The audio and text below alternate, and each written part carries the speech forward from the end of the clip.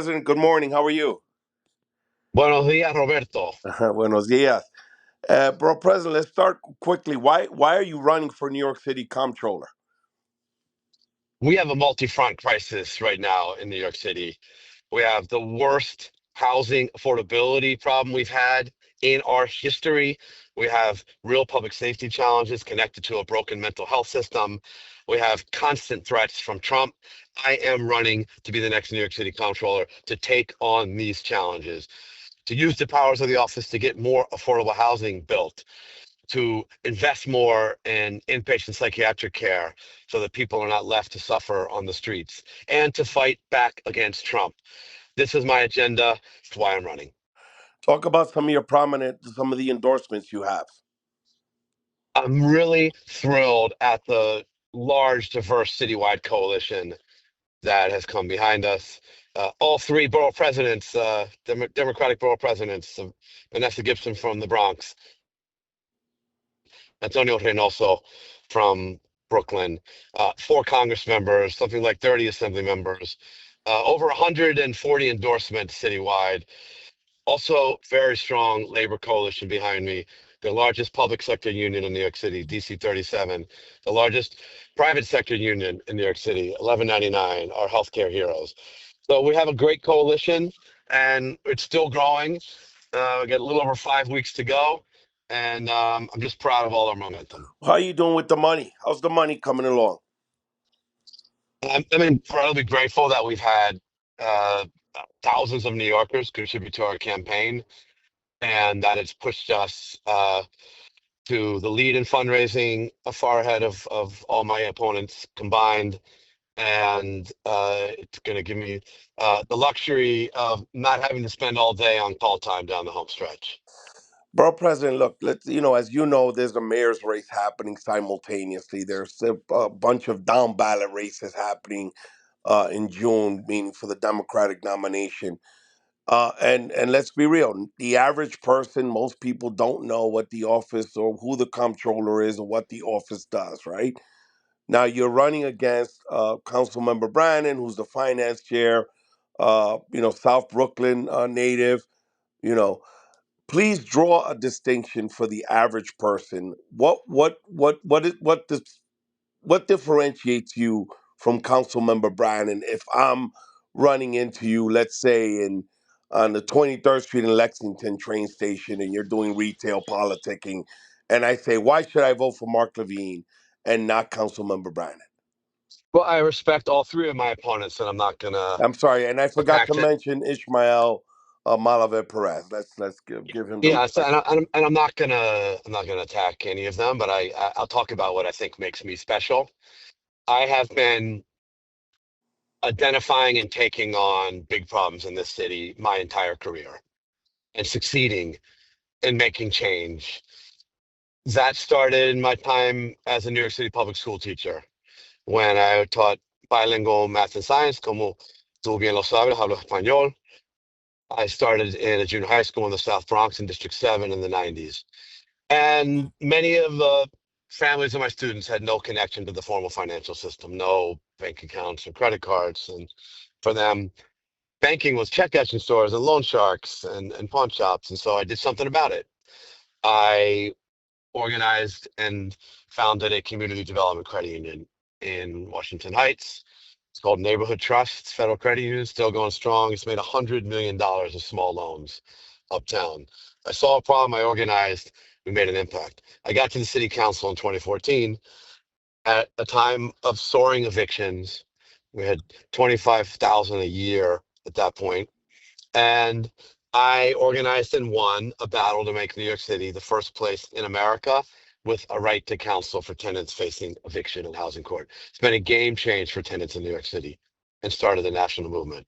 As borough president, I have identified the affordable housing crisis as my number one priority and have worked really, really hard, including in difficult political fights, to get more housing and especially more affordable housing built in Manhattan. This is what I do.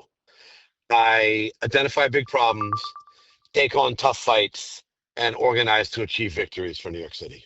Bro, President, how about the person that says, you talk about being a school teacher, you talk about your credit union, but you don't have the fiscal background, right? That the job entails. Arguably, right? Not a lot of controllers have had, right? They didn't come from banking and finance. But what do you say to that person? Well, I founded I founded a financial institution. I guess you could say I do come from banking in that sense. I know what it is to manage multi-million-dollar assets and to meet payroll every 2 week and to deal with federal regulation and certainly know how to read a financial statement. I have a technical background, having majored in physics in college, and I'm not afraid of numbers. I was a TA in graduate school in corporate finance at Harvard, and in my current role as Manhattan Borough President, I have a seat on the pension board, NICERS, represented by Deputy Borough President Keisha Sutton James. Also, I'm represented on the Board of Ed Retirement Service. So I'm already in this arena, and I would put my knowledge of finance up against anybody's. Borough President, a couple of weeks left. What's the game plan? What are some of the things you're looking forward to doing in the next? Is it 6 weeks? 5 weeks? We're down to just over five. Okay. What's the plan? What do you want to do more of? Obviously, I saw the ad. You're spending on TV ads and commercials. What else are you looking to do more of? Well, I am proud that because thousands of people have given us contributions, we were able to go up early with our TV ad, aired in the Knicks game on Monday night, and it's continuing to run around the city. We're just getting wonderful feedback on the ad. We are launching a massive field operation with hundreds of volunteers in every neighborhood, literally every neighborhood. We're not conceding any ground. Uh, and I myself am on the ground talking to voters every day in neighborhoods all over the five boroughs, and it feels great. Feels like our message is really resonating, and but we're only going to ramp this up over the next 5 weeks. Who's running your You're, operation? Who's running your operation, Borough President? uh, well, my lead Campaign consulting firm is manager in your field. uh, well, my lead consulting firm is Red Horse, and they're great and have a fabulous team at every level of staff. Really proud of them. As you're talking to voters, Borough President, what are the top three things you're hearing? Concerns. Yeah, affordability crisis, number one. People feel like they can't afford to live in New York City more. That's mostly about housing. It's been my top priority as borough president. It's my top priority in this campaign, and to put out a plan to deal with it as comptroller. There are real concerns about public safety, I think, especially connected to the broken mental health system, and people feel like, they ride the trains and that they can feel unsafe because they might feel threatened by a, a first person struggling with mental illness. And I think we can put forward a policy that is compassionate, that gets our fellow New Yorkers who are suffering into the treatment they need. And that's been a centerpiece of my campaign as well. And then, Roberto, you won't be surprised to hear people are really fearful about Trump and what he's doing to the city, ripping apart immigrant families, targeting LGBTQ people, taking money out of our budget, and just absolutely taking a sledgehammer to our economy. And you need a comptroller who's going to fight back on every front, who's not going to be afraid to stand up to Donald Trump, Borough who President, will, go ahead. yeah. Borough President, what do And you? Go ahead. I'm sorry. Finish. no, and we'll tackle the issues I mentioned on affordability and mental health and more. What's your first? What would you do day one if you're elected? We put out a plan to start investing pension money in financing affordable housing around New York City that might not otherwise be built. I think this is such a looming crisis for us that I'm going to make it my top priority from day one. All right. Let's wrap this up, Borough President. Talk about your political career now. What is some of your proudest moments has been being elected thus far? Your proudest moment. Let's keep it to one thing. My proudest moment. Look, every election has been incredibly meaningful to me. It's still my name on the ballot, and thousands of people voted for me. Uh, Serving the city council was just the honor of a lifetime. Being borough president, I got to say, is even more fulfilling in so many ways. And now I'm stepping up for an even bigger job, and I think it'll be more impactful still. So I'm really grateful that I've had this so far, almost 12 years to serve in elective office, and If you had if you more. had if you had a do over, borough president, in terms of your career politically in elected office, any regrets? Anything you would say I would do or you would do over or change?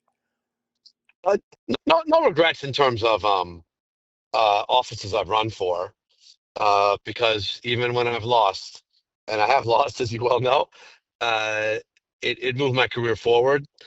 I ran. I think we might have first met, you and I, back when I was running for state senate in That's 2010, correct. That's correct. and that was a hard competitive race, which is now a great friend, Congressmember Adriano Espaillat.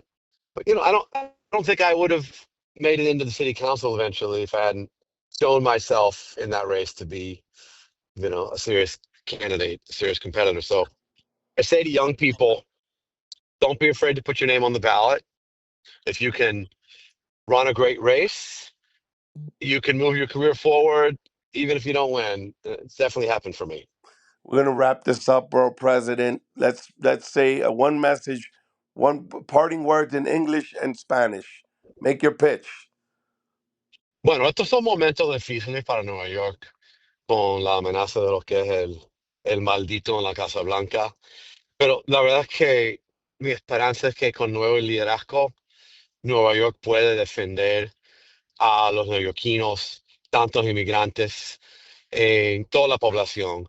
De verdad me lo creo, que con mejor liderazgo podemos bregar con esto y que Nueva York tiene un futuro brillante. And in English, I'll say, I know these are very discouraging times, particularly with the threats from Trump and the other challenges I've been talking about. And I talk to people who are fearful, and I am still an optimist. I believe in New York City. I believe that with strong leadership, we can solve the problems we've been talking about. It's why I'm running for comptroller. And I want people to feel that sense of possibility when they go to vote on June 24th. With strong leadership, New York City will get through this and come out stronger. Thank you so much, borough president. I'm gonna let you go on with your race, and I appreciate you taking the time to talk to me, considering you have very little time left on the clock to complete this race. So thank you so much. All right. All the Roberto, best. it's been a real pleasure. Thank you Always, so always. much. Take care now. Bye bye. Nos vemos. Bye.